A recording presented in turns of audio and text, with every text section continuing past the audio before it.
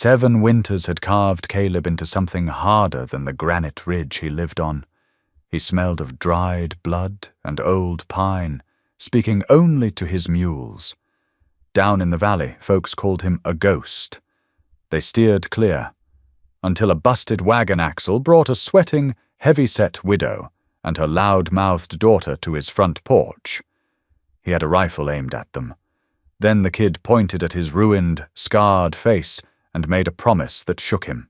Gravel crunched beneath Caleb's worn leather boots, each step sending up a small puff of alkaline dust that tasted like old pennies. He carried a fresh deer carcass slung over one massive shoulder, the animal's residual heat seeping through his canvas jacket, its blood dripping a slow, dark rhythm onto the pine needles. The woods up here were usually dead silent, save for the wind dragging itself through the evergreens. But today, a sound grated against his ears, wood groaning against iron, a sharp rhythmic thud, a curse muttered in a thick, exhausted alto. Caleb dumped the deer on the salt-stained boards of his porch. He didn't reach for his hunting knife. Instead, he pulled the Winchester from its resting place by the doorframe, checking the action with a thumb heavily scarred by frostbite. He walked the perimeter of his clearing, moving with a quietness that belied his size. Down by the washed-out creek bed, a wagon sat tipped at a severe, unnatural angle. Its rear axle was snapped cleanly in two, a jagged bone of hickory jutting into the mud. Standing beside it was a woman who took up more space than anyone Caleb had seen in a decade. She was wide and thick, her body a solid mass of flesh that pressed stubbornly against the seams of a sweat-darkened grey wool dress. Dirt streaked her forearms. Her face was flushed dark red, a layer of perspiration gluing strays of mousy brown hair to her forehead. She had a thick wooden lever shoved under the wagon bed, using her entire considerable bulk to try and hoist the rear end upward. The muscles in her thick neck corded. She grunted, a guttural, ugly sound of pure exertion, but the wagon only groaned and settled deeper into the muck. Sitting on a flat rock 10 yards away, swinging a pair of scuffed boots, was a little girl, maybe 6 years old, skinny as a rail, holding a fistful of dry dandelion weeds. "Push harder, Mama," the girl said, entirely unbothered. I am pushing, Lily," the woman snapped, her voice vibrating with a fatigue so deep Caleb could feel it in his own teeth. "It's heavy, and it's stuck." Caleb stepped out from behind the tree line, the Winchester held casually but visibly across his chest. He didn't say a word. He just stood there, smelling of copper and pine pitch, his face half hidden by a matted, graying beard, and the brutal, jagged scar that dragged from his left temple down to his collarbone. A parting gift from a grizzly that had taken his smile and his left eye 7 winters ago. The woman, Martha, saw him first. She didn't scream, she didn't gasp, she just stopped pushing on the lever, letting the wagon drop back with a heavy thud, and wiped her muddy hands on her apron. Her chest heaved, pulling in large, ragged gulps of the thin mountain air. She looked at the rifle, then at his face, her dark eyes entirely devoid of fear, replaced instead with a profound, bone-deep annoyance. "You going to shoot us, or are you going to help me lift this?" she asked. Her voice lacked any sort of tremble. It sounded like cracked leather. Caleb felt a strange twitch in his jaw. Women usually screamed, or ran, or at least looked away from the ruined meat of his face. "This is private land," he rasped, his vocal cords scraping together like sandpaper after years of disuse. "Well, the axle didn't ask for the property deed before it snapped," Martha fired back, planting 2 thick, dimpled hands on her wide hips. She smelled of lye soap, old sweat, and stale biscuit flour. "We were aiming for the lower pass. Mudslide pushed us up here. Now we're stuck." Lily, the girl, slid off the rock. She marched right up to Caleb, completely ignoring the gun barrel. She craned her neck, squinting up at his face, her nose wrinkled. "You smell like dead things, mister, and your face is all messed up. You look mad." Caleb narrowed his remaining eye. "I am mad." Lily looked back at her mother, who was currently rubbing the small of her broad back with a grimace. Then the girl looked back up at the terrifying, scarred giant. "My mama can fix that." Caleb snorted, a harsh, ugly sound. "Fix what? My face? Or the wagon?" "Both," Lily said matter-of-factly. "She's good at fixing broken things. She fixed my boots with glue. She can probably glue your face too, and she can make you stop looking so mean. She makes really good cobbler. Cobbler makes everybody happy." Martha closed her eyes, letting out a long, slow exhale that fluttered her dirt-smudged lips. "Lily, hush. The man doesn't want cobbler. He wants us off his land." She opened her eyes and met Caleb's stare squarely. "I don't have money to pay you for help. I have half a sack of coffee beans, some salted pork, and 2 hands that can work. You help me forge a brace for this axle, and I'll mend every piece of clothing in that cabin of yours. God knows you look like you need it." Caleb looked at her. Really looked at her. There was no vanity in her. Her stomach pressed round and heavy against her apron. Her arms were thick with fat and muscle, and her face was plain, framed by a double chin that she held high with stubborn defiance. She wasn't asking for charity, she was offering a trade. He looked at the sky. Grey clouds were bruising the horizon. It would freeze tonight. "Grab the kid." Caleb grunted, turning his back on them. Cabins up the hill. Inside, the cabin was a masterclass in functional misery.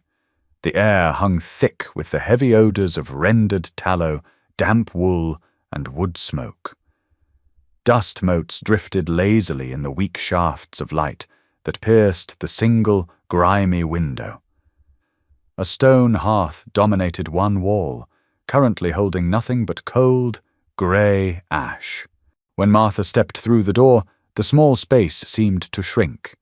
She took up room, not just physically, but with the sheer gravity of her presence. She didn't hover near the door like a timid guest. She walked straight to the center of the room, her heavy tread making the floorboards groan, and began unbuttoning her mud-caked boots. Caleb watched from the corner, leaning the Winchester against the wall. He felt crowded. He hated it. For 7 years, the only breathing he heard in this room was his own. Now the cabin was filled with the sounds of her, the heavy rhythmic intake of her breath as she bent over her boots, the rustle of her thick petticoats, the soft, fleshy slap of her bare feet on the cold wood. "It's freezing in here," Martha stated. Not a complaint, just an observation. She looked at the hearth. "You have wood?" "Out back," Caleb mumbled, pulling off his gloves. His knuckles were raw, scraped from skinning the deer. Martha pointed a thick finger at Lily. "Sit on that cot and don't touch anything sharp." She turned to Caleb. "Show me the wood." He wanted to tell her to sit down, that he would do it, but the words died in his throat. He just nodded and opened the back door. Martha followed him out to the woodshed. She didn't wait for him to load her up. She started stacking split logs into the crook of her massive arm. She piled them high, resting the rough bark against the soft, heavy swell of her breast. Caleb watched a splinter snag the fabric of her dress, but she just yanked the log upward, tearing the cloth without a second thought. Back inside, she arranged the kindling with efficient, practiced hands. Within minutes, a fire was snapping, chasing the damp chill from the corners. "You said you had a deer," Martha said, standing up and dusting her hands. Sweat pooled in the deep crease of her neck. On the porch. "Bring the haunches in. I'll make a stew. You have onions? Potatoes?" Caleb found himself obeying. He carried the heavy slabs of meat inside, dropping them on the stained wooden table. Martha pushed up her sleeves, revealing arms that were thick, pale, and remarkably strong. She found his cast-iron and Dutch oven. It was coated in a layer of dust and rancid grease. She frowned at it, grabbed a handful of sand from a bucket near the door, and aggressively scrubbed the iron raw before rinsing it with a small pull of water from his canteen. He sat on a stool in the corner and watched her work. She wasn't graceful. Her movements were heavy, deliberate, and economical.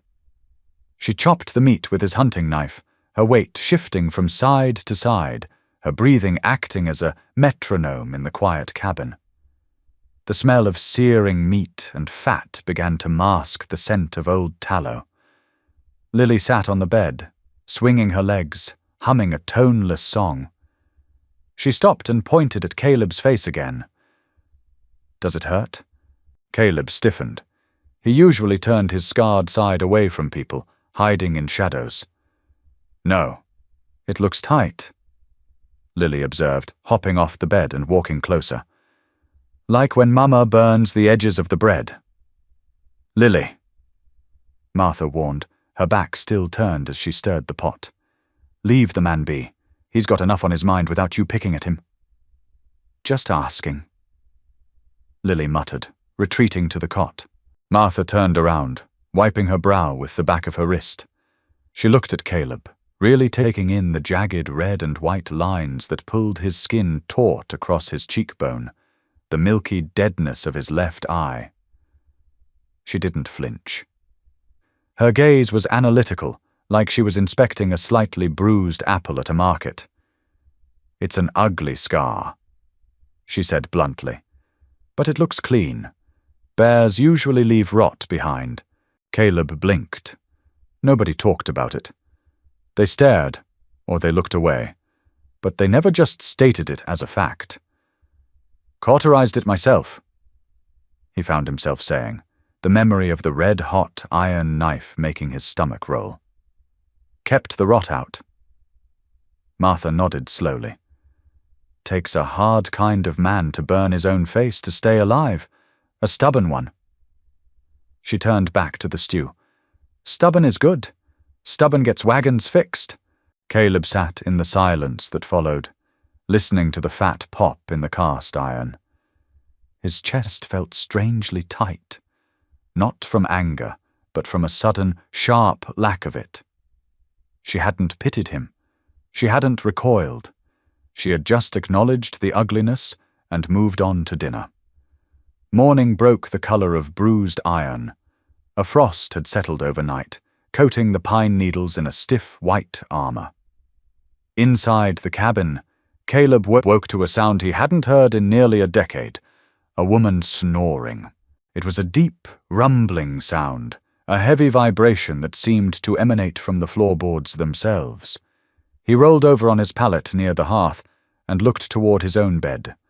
Martha was sprawled across it, taking up nearly every inch of the mattress. She was on her back, her mouth slightly open, one thick arm thrown over Lily, who was curled into her mother's massive side like a barn cat seeking warmth. Caleb watched them for a long moment. He should have been furious. This was his sanctuary, his hermitage away from a world that looked at him with disgust. Yet looking at the sheer, unapologetic bulk of the woman occupying his bed, he felt a strange, grounding sensation. She was as real and immovable as the mountain itself. He got up quietly, pulling on his boots. His joints popped in the cold. He stoked the fire, put a pot of coffee on the hook, and stepped outside to inspect the damage to the wagon in the daylight. The axle was ruined, beyond simple repair. It would need a heavy iron sleeve forged to hold the broken pieces together, bolted tight. He had a small smithy setup in the shed, an anvil and a bellows forge he used for mule shoes and tool repair. It would take all day, maybe two, to hammer out a piece of iron thick enough to hold the weight of that wagon and the woman who drove it. An hour later, the sharp ring of Caleb's hammer against the anvil echoed through the clearing.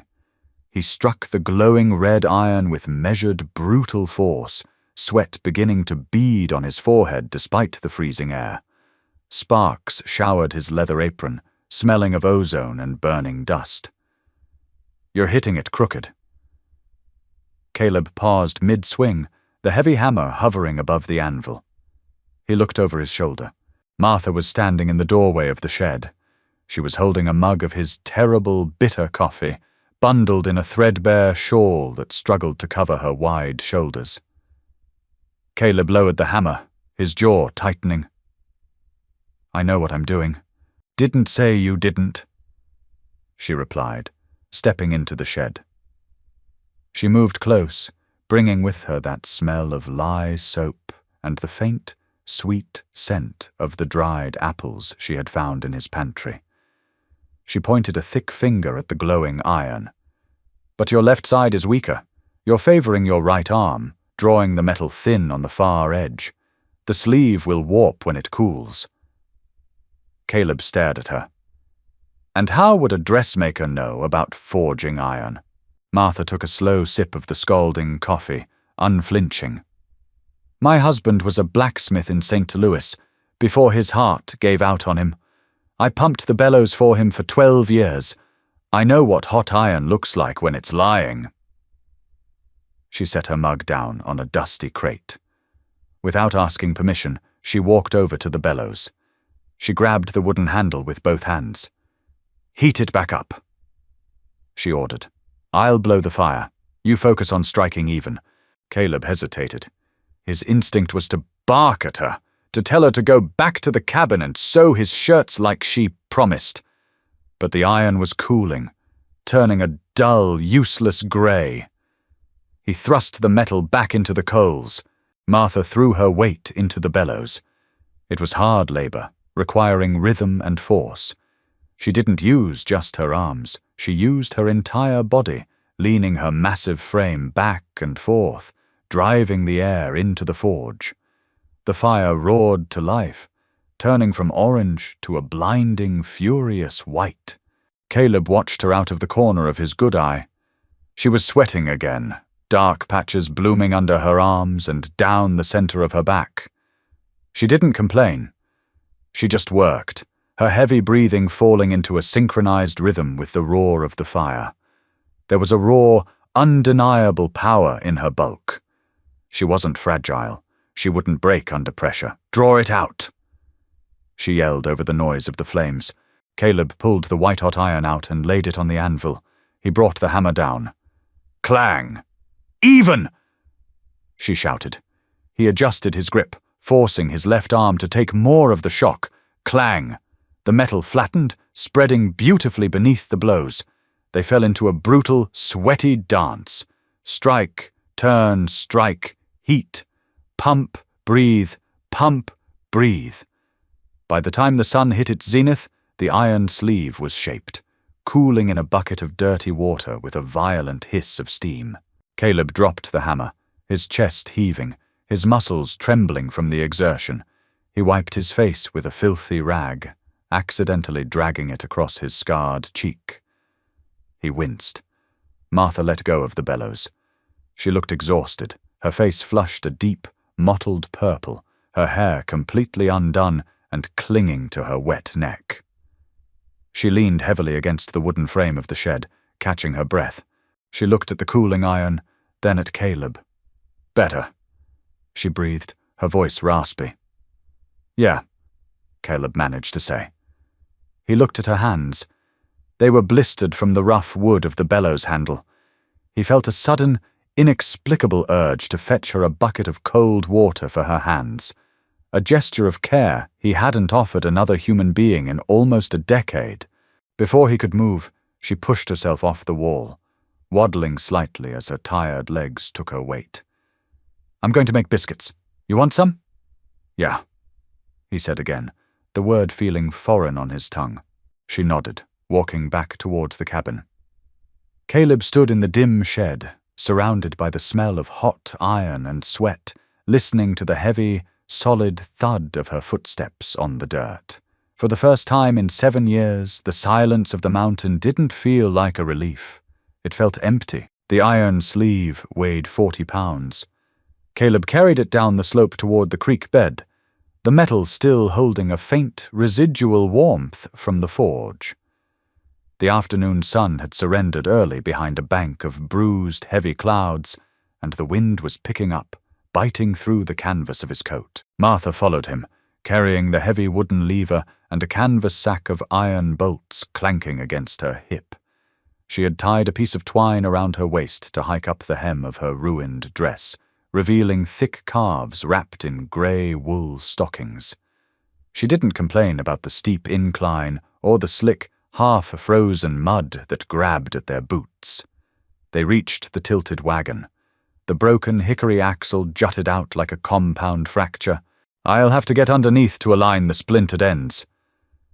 Caleb grunted, dropping the iron sleeve into the weeds. "You'll need to work the lever from the outside. When I yell, you heave the bed up. I'll slide the sleeve over the brake." Martha dropped the sack of bolts. She looked at the clearance beneath the wagon bed, then at the thick, icy mud. She didn't hesitate. She dropped to her knees with a heavy thud, the mud immediately soaking through her wool skirt. "I'm getting under," she said, her voice flat. "You're strong, but you don't have the leverage to push that broken beam back into socket with one bad shoulder. I do. You handle the iron. It's a two-man job." Caleb opened his mouth to argue, but the sheer, stubborn set of her jaw stopped him. She was right. The angle was terrible. He watched as she shimmied her massive frame underneath the tilted wagon bed, her back pressing against the cold, dripping floorboards, her boots digging into the muck. She wedged her thick shoulder right against the broken wooden housing. Caleb crawled in beside her. The space was claustrophobic. It smelled of rotting leaves, wet rot, and the sharp, sour tang of horse piss from the trail. It also smelled of her.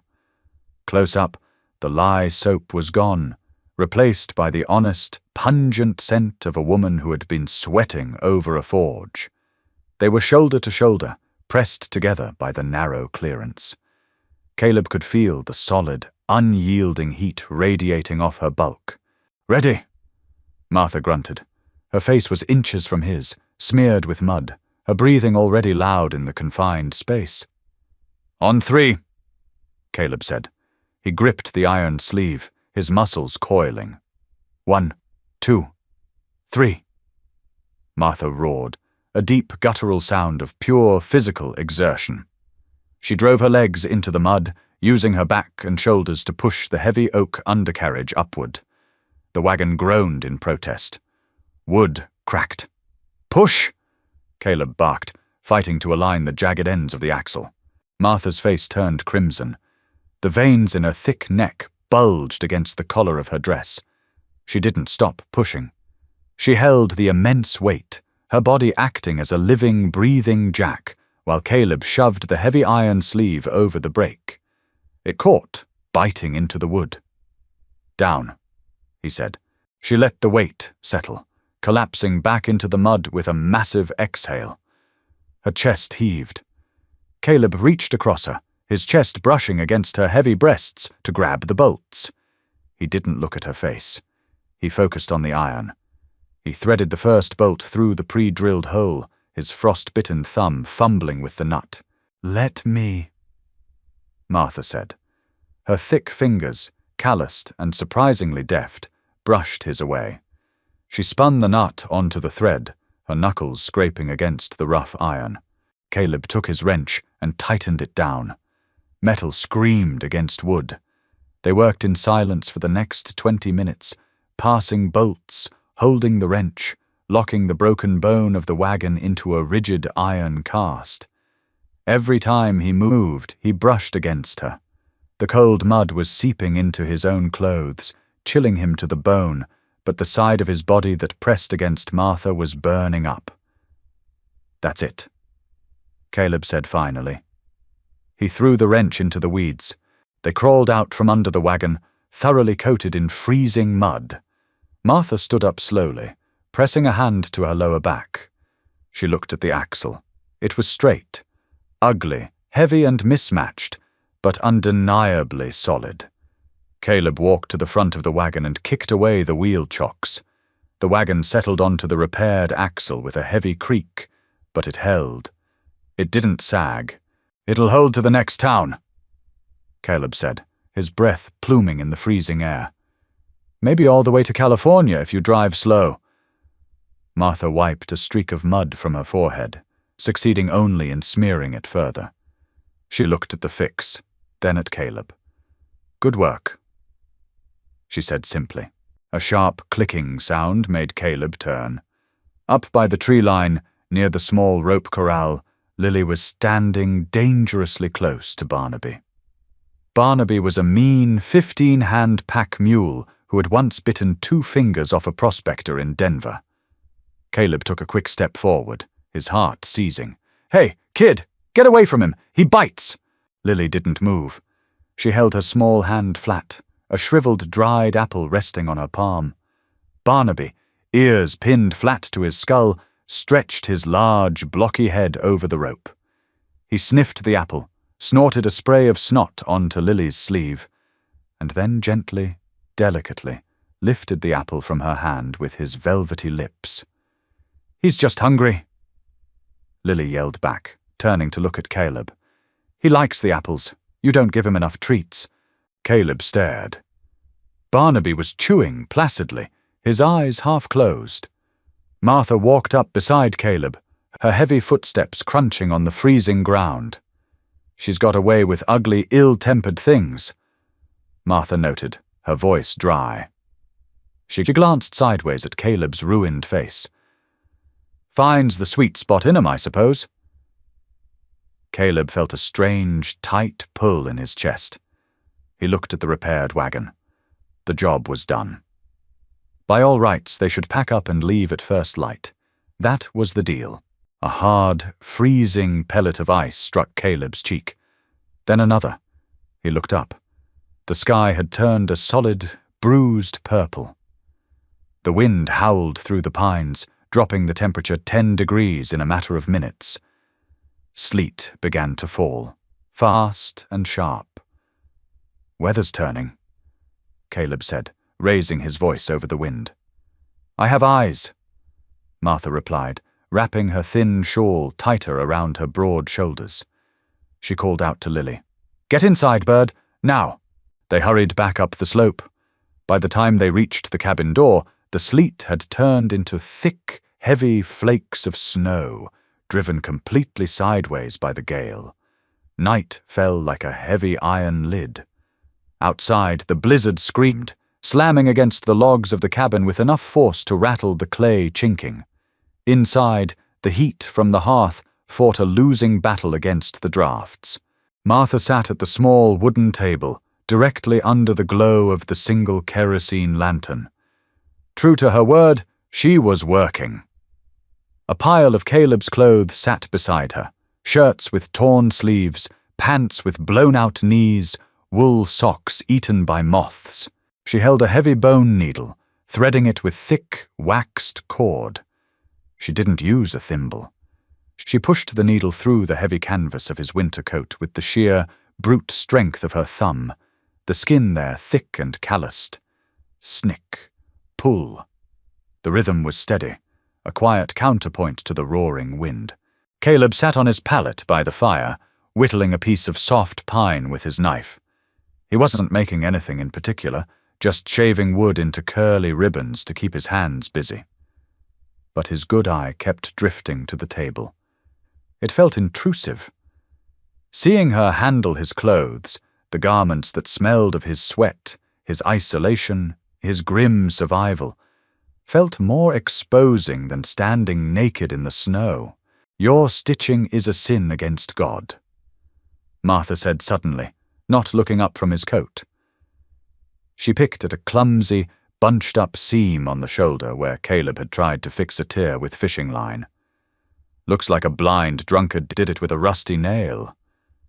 "It holds," Caleb muttered defensively, shaving a long strip of pine.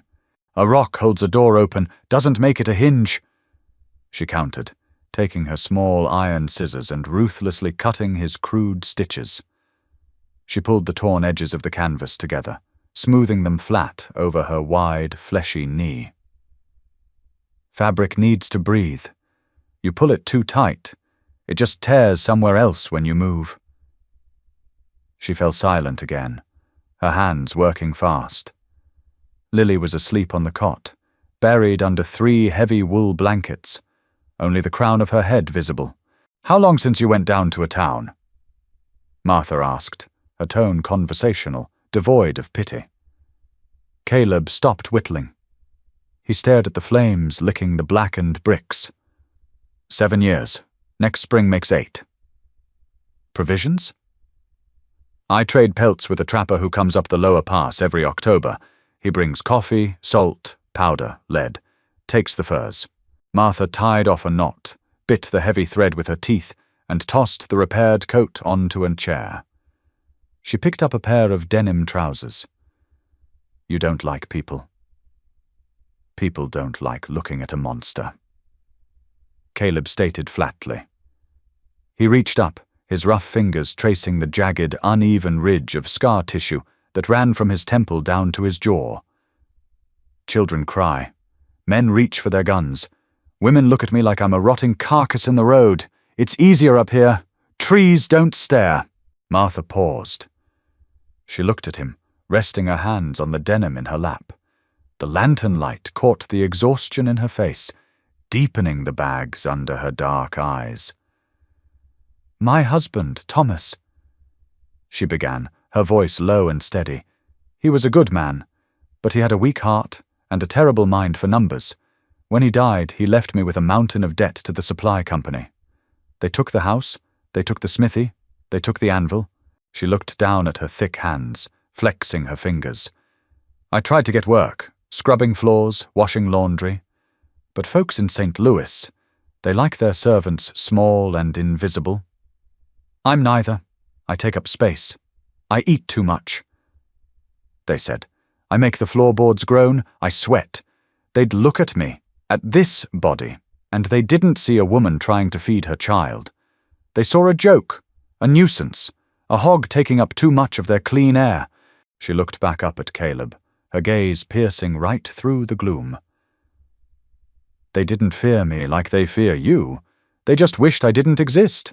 So I bought a ruined wagon and a half-dead mule with the last of my silver, and I left. Figured out west the dirt wouldn't care how much I weighed. Caleb sat perfectly still. The wind hammered the roof, but inside the cabin, the silence felt dense, thick with something he couldn't name. He had spent 7 years believing his pain was uniquely his own, written in blood across his face. He looked at Martha, at her wide hips, her thick neck, her plain, exhausted face. She wore her hardship in the sheer mass of her flesh, in the heavy, unyielding reality of a body the world found unacceptable. So we're both monsters, then, Caleb rasped. Martha gave a short, humorless bark of a laugh. She picked up the needle again. Speak for yourself, mountain man. I'm just fat, and you're just ugly. Only monsters I know wear fine suits and collect debts from widows. She drove the needle through the denim. Snick, pull. Caleb looked down at the piece of pine in his hand.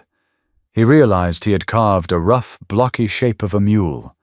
He tossed it into the fire and watched it burn. The tightness in his chest had loosened, replaced by a strange, quiet hum. He stood up, walked over to the small iron stove, and poured a cup of water from the warming kettle. He set it on the table near her elbow, right next to the lantern. Martha didn't stop sewing, but she glanced at the cup. Thank you.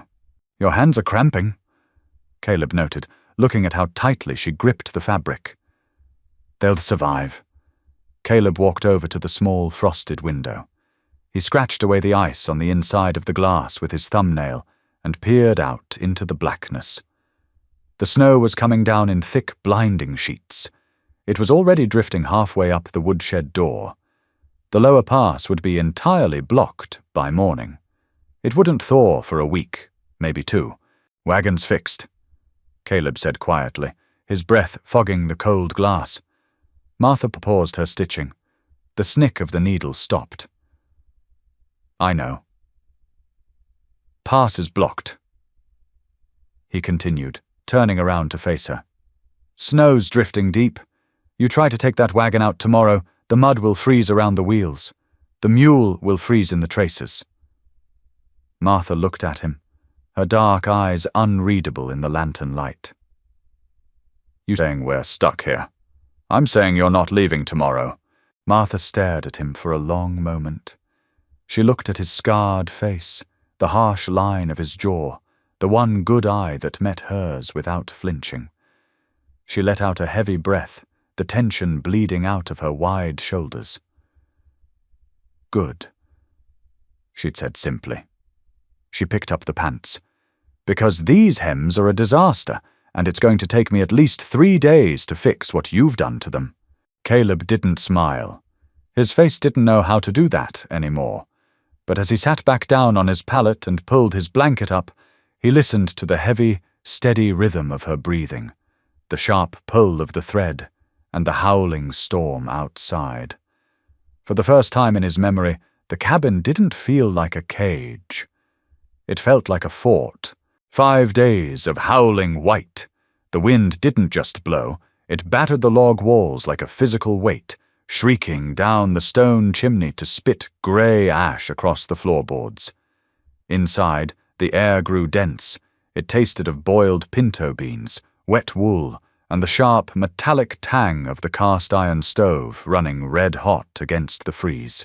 Caleb felt cornered in his own home. He was a man who needed the horizon, a man who measured his comfort by the miles of empty timber between him and the next heartbeat. Now, his entire world was a 12-by-12 box dominated by a woman who refused to make herself small. Martha took up space. She walked with heavy, deliberate thuds, her thick hips brushing against the rough-hewn table, her broad shoulders claiming the entire right side of the hearth. She had commandeered his kitchen by day 2, scrubbing his pots until the old rancid grease was gone, reorganizing his meager pantry of dried goods with ruthless, unapologetic efficiency. She didn't ask permission. She just acted, driven by the practical necessity of keeping 3 bodies fueled and warm. It grated on Caleb's nerves. He found himself sitting in the darkest corner of the cabin, his long legs drawn up, whittling aggressively just to have an excuse not to look at her. But he couldn't ignore her. The sheer gravity of her presence demanded attention. Every time she reached for the coffee tin, the floor creaked. Every time she laughed at something Lily said, the sound filled the room, a rich, dark baritone that vibrated in Caleb's chest. "You're making a mess," Martha observed on the 6th afternoon. Caleb paused his knife. A pile of pine shavings sat between his boots. He looked up, his one good eye narrowing. She was standing over him, holding a ragged straw broom she had salvaged from his woodshed. Sweat shone in the deep crease of her neck. "It's my floor," he grunted, dragging the blade down the wood. "And it's my broom," she shot back, not missing a beat. "Lift your boots. I'm not living in a barn just because you forgot what a dustpan looks like." He wanted to tell her to go to hell. He wanted to remind her that she was a stranded guest eating his rations. But he looked at the set of her jaw, the stubborn fold of her arms across her massive chest, and he knew it was a losing battle. With a harsh exhale that blew ash from his mustache, he lifted his boots. Martha swept the shavings away with hard, efficient strokes. "You brood too much?" she muttered, bending down with a heavy grunt to scoop the pile into a tin pan. "Sitting in the dark won't make the snow melt any faster, just makes you miserable company." "I didn't ask for company. You didn't ask for a blizzard either. But here we are." She dumped the shavings into the fire. The flames crackled, eating the dry pine instantly. She turned back to him, wiping her brow with a flour-dusted forearm. "Lily's driving me mad. She needs something to do besides terrorize my last nerve. Teach her how to tie those knots you're always fiddling with." Caleb stiffened. He looked over at the cot. Lily was hanging upside down off the edge, her mousy hair sweeping the floor, her face flushed red. She was blowing bubbles with her spit. "I don't know anything about kids," Caleb said flatly. His voice felt tight. The truth was, kids usually ran from him. When he walked through the logging camps years ago, mothers used to pull their toddlers behind their skirts, whispering about the monster who lived up the ridge. "She's not a complicated machine, Caleb." Martha sighed, using his name for the first time. It sounded strange coming from her mouth, heavy and solid. "She's just bored. Show her the ropes." Martha turned her back, walking to the table to punch down a mound of sourdough. The matter was settled in her mind. Caleb sat rigid for a long minute. Then he reached into his canvas sack and pulled out a length of braided hemp rope. He tossed it onto the floorboards in front of his boots. "Kid," he rasped. Lily stopped blowing bubbles. She sat up, peering at him through a mess of hair. "Come here." She slid off the cot and marched over, her scuffed boots loud in the quiet cabin. She didn't hesitate or linger nervously at the edge of his space. She plunked herself down directly on the floor in front of him, crossing her skinny legs. She looked at the rope, then up at his face. Her gaze tracked the jagged white line that cut through his eyebrow and disappeared into his beard. "My mama says it's rude to stare," Lily announced brightly. "But she also says ignoring facts makes you stupid. Your face is a fact." Caleb felt a muscle twitch in his jaw. He didn't know whether to yell at her or laugh. He settled for picking up the rope. "You talk too much." "I know. Teach me the thing." He held up the hemp. "Bowline knot. It holds weight. Won't slip even if you put a dead ox on the other end."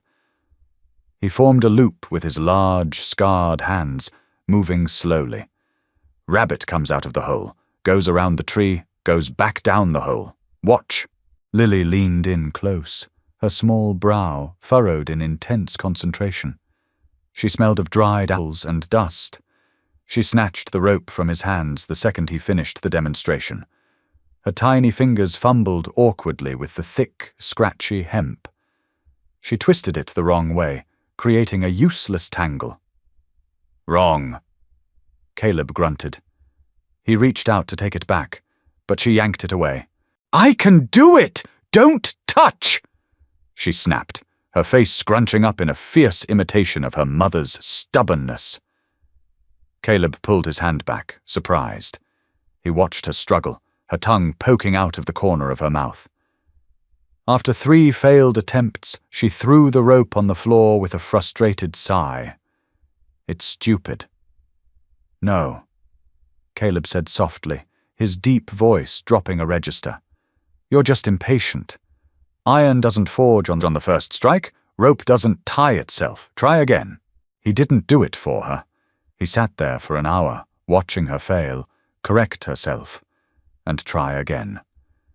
And for that hour, he completely forgot about the blinding white storm hammering against his windows. He forgot about the ruined meat of his cheek. He just watched a skinny little girl wrestle with a piece of hemp, while the heavy, rhythmic thud of Martha kneading dough filled the background. It was the most normal afternoon he had experienced in 7 years. It terrified him. Morning broke with an eerie, deafening silence. The constant shrieking roar of the wind had finally died. Caleb kicked the heavy wooden door open, using his shoulder to break the ice seal. A solid wall of packed white snow greeted him, drifted 4 feet high against the porch. The sky above was a painful, brilliant blue, completely empty of clouds. The temperature had plummeted overnight to a brittle, lung-scorching cold. He grabbed his flat-iron shovel and began hacking at the drift, throwing heavy blocks of frozen snow over the porch railing. He needed to get to the woodshed, and he needed to check the roof. The log joints were groaning ominously, complaining about the massive weight of the snowpack sitting above them. 10 minutes into his labor, the cabin door creaked open behind him. Martha stepped out. She was wrapped in 2 of his spare wool blankets over her dress, tied off at her thick waist with a piece of rope. A woolen scarf was wrapped around her head, leaving only her dark, tired eyes and red, chapped nose exposed. "Get back inside," Caleb ordered, not breaking his rhythm. his breath plumed in thick white clouds. "It's 10 below zero. The roof sounds like a dying ship," Martha retorted, grabbing a wooden grain scoop from its hook on the porch wall. "You get up there and clear the peak. I'll shovel the runoff away from the walls. If it melts and freezes against the base logs, the rot will set in by spring." Caleb stopped and leaned on his shovel handle. He looked at her massive frame. "You'll break your neck in this ice."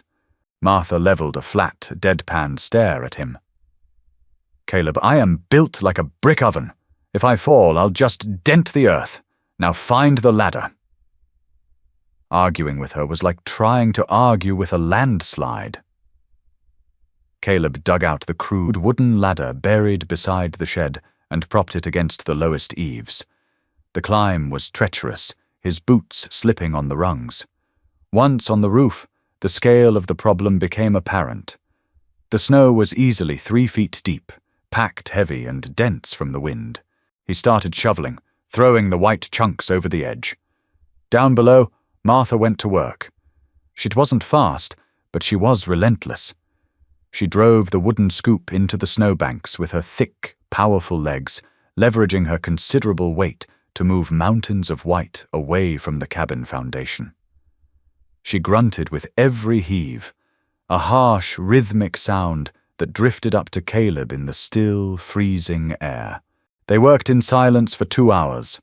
The sun rose higher, blindingly bright off the snow, but offering no real heat. Sweat began to freeze on Caleb's beard. His shoulders burned, the old muscles tearing in protest. "Watch out below," Caleb warned, sliding a massive slab of packed snow off the tin flashing near the chimney. It plummeted over the edge, crashing onto the ground right where Martha was standing. She had stepped back, but the ground beneath her boots was pure, slick ice, hidden by a thin layer of powder. As she tried to pivot away from the falling debris, her heavy right boot lost purchase. Her arms flew out in a desperate bid for balance. A sharp, ugly gasp tore from her throat as her feet went out from under her. 250 pounds of solid flesh and bone hit the frozen ground with a sickening, heavy thud that Caleb felt in his own teeth. "Martha!" Caleb dropped his shovel. He didn't bother with the ladder. He slid off the low edge of the roof, dropping 10 feet into the deep drift below. He scrambled out of the snowbank, his heart hammering against his ribs in a sudden, cold panic. She was lying on her back, staring up at the blue sky, her chest heaving in short, jagged gasps. The wind had been knocked completely out of her. Caleb fell to his knees beside her in the snow. "Where does it hurt?" he demanded, his voice cracking. He reached out, his large hands hovering awkwardly over her thick shoulders, terrified to touch her and cause more pain. Did you snap your neck?" Martha closed her eyes, fighting for breath. Her face was grey under the biting cold. "I'm fine," she wheezed out, her voice barely a whisper. "Just give me a minute. Don't move," Caleb ordered, his hands trembling slightly. "If your back is broken—" "It's not broken," she rasped, finally drawing in a deep, agonizing pull of air. She opened her dark eyes and glared at him. "I just landed on my pride and my tailbone, both are screaming." She rolled slowly onto her side, wincing, her massive face contorting in pain. She planted a thick, mittened hand in the snow and tried to push herself up, but her arm trembled and gave out. She collapsed back with a frustrated grunt. "Damn it! Stop fighting it!" Caleb snapped, stripping off his heavy leather gloves. He moved closer, invading her space. He slid his thick, scarred right arm under her wide back, right beneath her shoulder blades. He slid his other arm under her thick thighs. Martha's eyes widened. "What are you doing? You can't lift me. You'll blow out your back." "Shut up!" Caleb gritted out. He didn't think about it. He just locked his jaw, planted his boots deep into the snow, and used every ounce of raw, brutal strength he had cultivated over 7 years of hauling logs and dead elk. He strained, the muscles in his neck cording, a deep growl tearing from his throat. He hauled her up against his chest. She was incredibly, profoundly heavy, a solid, dense weight that threatened to pull him right back down into the ice. But he held her. She gasped, instinctively wrapping her thick arms around his thick neck, her face buried against the rough, cold canvas of his coat. She smelled of sweat, freezing air, and something uniquely, undeniably human. Caleb carried her towards the porch, his knees popping with every slow, deliberate step. He didn't look at her face. He kept his eyes locked on the door. But he felt the heat of her pressing through their layers of clothes. He felt the rapid, terrified thumping of her heart against his ribcage. He kicked the door open and carried her inside, carefully lowering her onto his own bed near the hearth. He backed away immediately, his chest heaving, his left shoulder burning with a vicious agony. Martha sat on the edge of the mattress, clutching her lower back, her breathing ragged. She looked at him. She didn't look embarrassed. She looked at him with an intensity that made him want to retreat to the woodshed. "You lifted me," she'd said, her voice stripped of its usual gruff armor. It was a statement of sheer disbelief.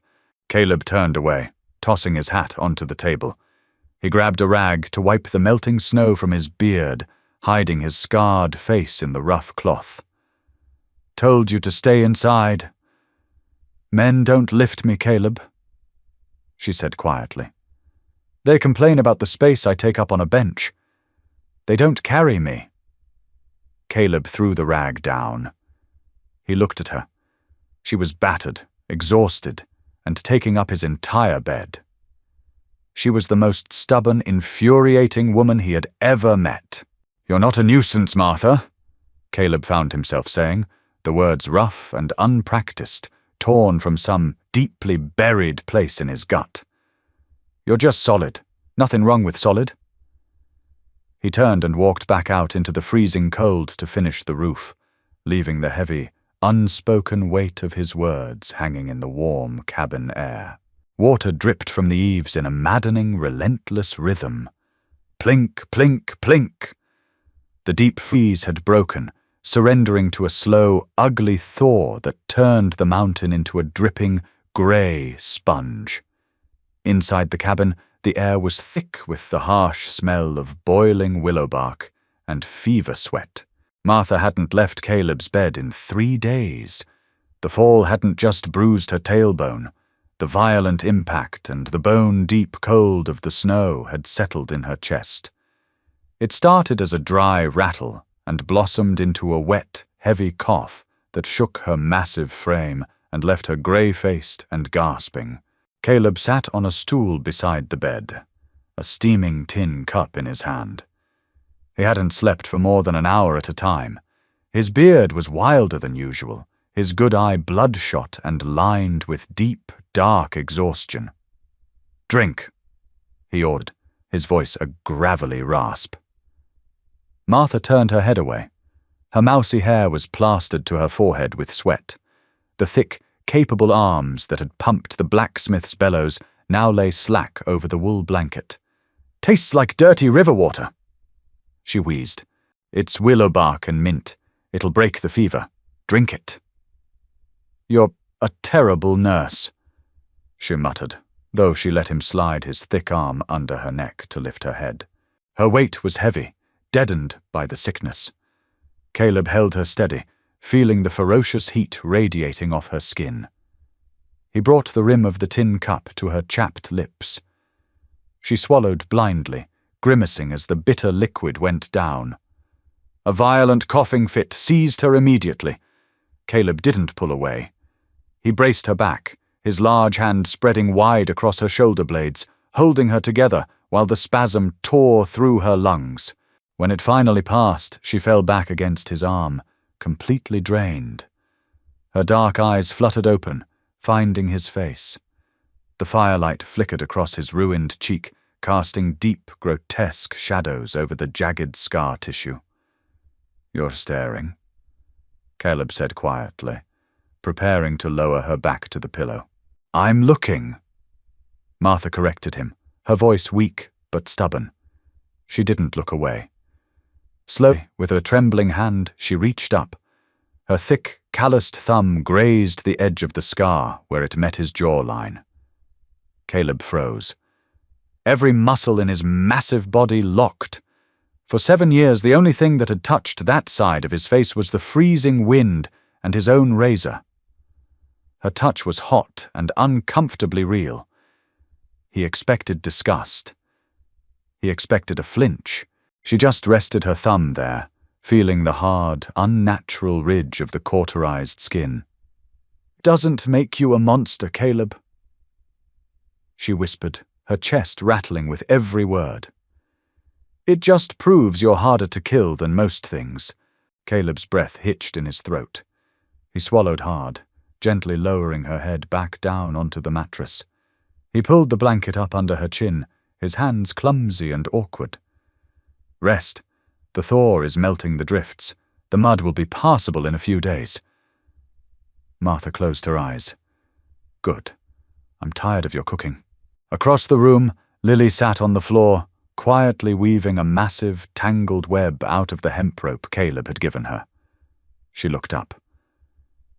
"You shouldn't leave, Mama. Mr. Caleb needs someone to tell him when he's being stupid.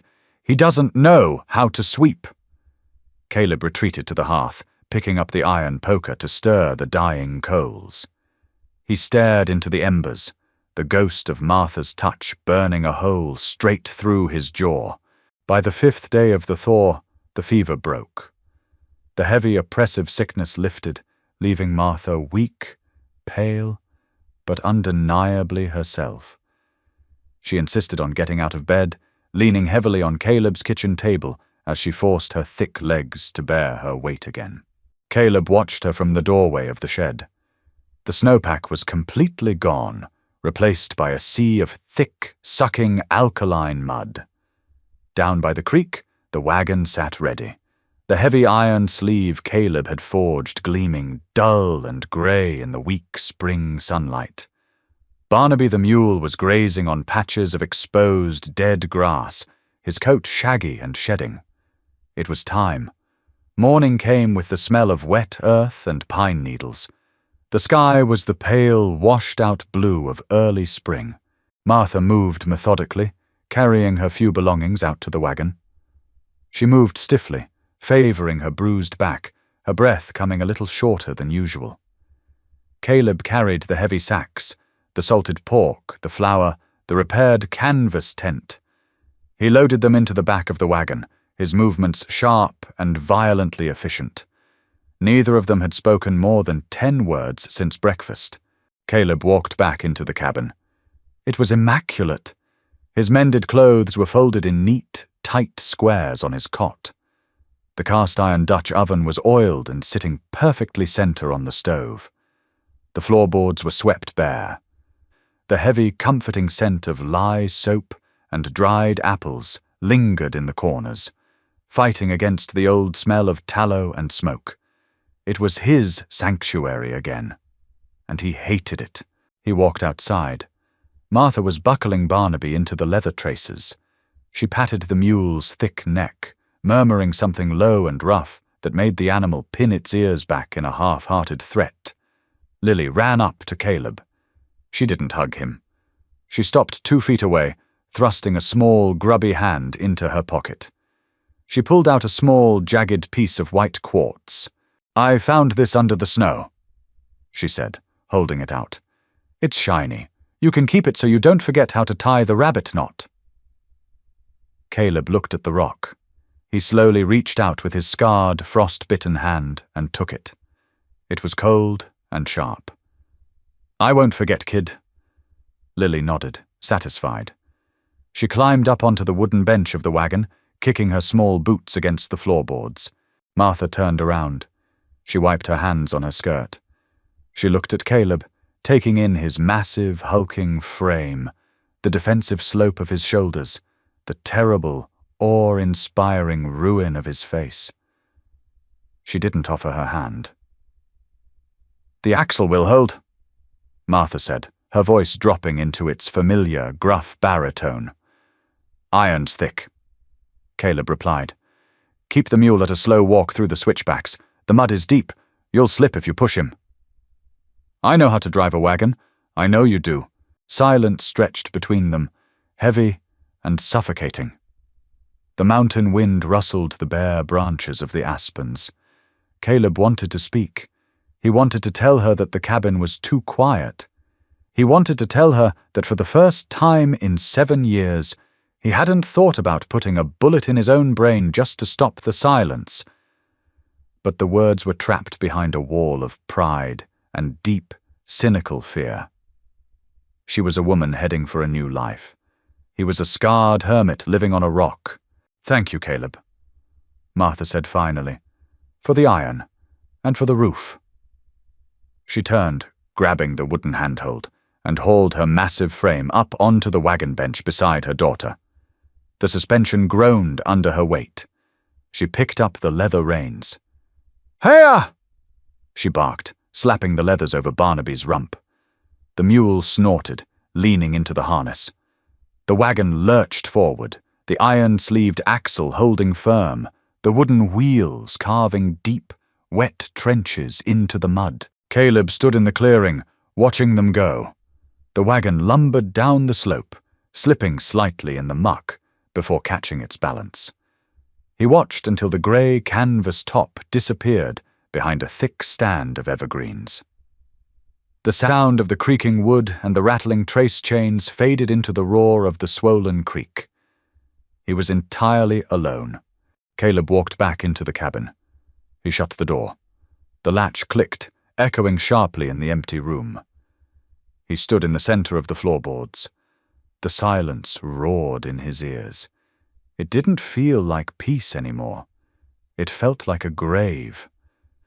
He looked at the neatly folded shirts on his cot. He looked at the floor, where Lily had sat wrestling with the hemp rope. He reached into his pocket and felt the sharp edge of the quartz rock. "My mama can fix that." Caleb let out a harsh, ragged breath. He walked to the corner and grabbed his heavy canvas coat. He shrugged it on, the mended seams stretching comfortably over his broad shoulders, not too tight, breathing exactly like she said they should. He grabbed his Winchester. He didn't run. He wasn't a young fool chasing a stagecoach in a dime novel. He was a 35-year-old man with a bad knee and a ruined face. He walked out to the corral. He threw a saddle over his own riding mule, a mean, raw-boned beast named Rust. He strapped his bedroll to the cantle and jammed the rifle into the scabbard. The mud on the trail was thick and treacherous, but the wagon ruts were impossible to miss. Caleb rode slowly, letting the mule pick its way down the steep switchbacks. It took him 2 hours to reach the lower valley floor. The wagon was stopped near a shallow river crossing. Barnaby was drinking aggressively from the icy water. Martha was standing beside the left front wheel, frowning down at a clump of muddy grass wrapped around the wooden spokes. She heard the hoofbeats and turned. Caleb pulled Rust to a halt 10 yards away. The mule snorted, shaking its head. Caleb sat in the saddle, his coat smelling of wet horse and pine. He looked at her. Martha crossed her thick arms over her chest, leaning her weight against the side of the wagon. She didn't look surprised. Her dark eyes gleamed with a faint, cynical humor. "Forget to charge me for the coffee beans?" Caleb rested his forearms on the saddle horn. "River's running high past the canyon. You try to ford it alone, you'll drown that mule and flip the wagon." "I've forded rivers before." She fired back, her chin lifting defensively. "Not this one." Caleb swung his heavy frame down from the saddle. His boots hit the mud with a solid thud. He walked toward her, closing the distance until he was standing just an arm's length away. He looked up at the wagon bench. Lily was hanging over the edge, grinning toothily. He looked back down at Martha. "You need someone to ride ahead and find the shallow gravel beds. I need someone who knows how to sew a damn hem." Martha stared at him. The wind whipped a stray lock of mousy hair across her face. She studied the harsh, unyielding lines of his scarred cheek, the stubborn set of his shoulders. She saw exactly what he was offering. No romance, no flowery promises, just brutal, honest partnership in a world that had thrown them both away. A slow, genuine smile broke across her wide, exhausted face, transforming it completely. You eat too much meat, Caleb. We'll need to stop in the next town and buy beans. Caleb felt a strange, tight, pulling sensation in his face. It hurt, an unfamiliar stretching of long-dead muscles and scar tissue. It was ugly, it was crooked, but it was there. I know a place. Caleb grunted, stepping up to take Barnaby's bridle and lead them into the water. Hey there, if you enjoyed this gritty, grounded take on a Wild West romance, don't forget to hit that like button and share it with someone who appreciates a story with real, imperfect characters. Subscribe to the channel so you don't miss our next deep dive stories, where we keep bringing you raw, human narratives that ditch the cliches for something you can actually feel. Leave a comment below on what you thought of Caleb and Martha's unconventional ending. Does practical partnership beat a fairy tale? Thanks for watching, and see you in the next one.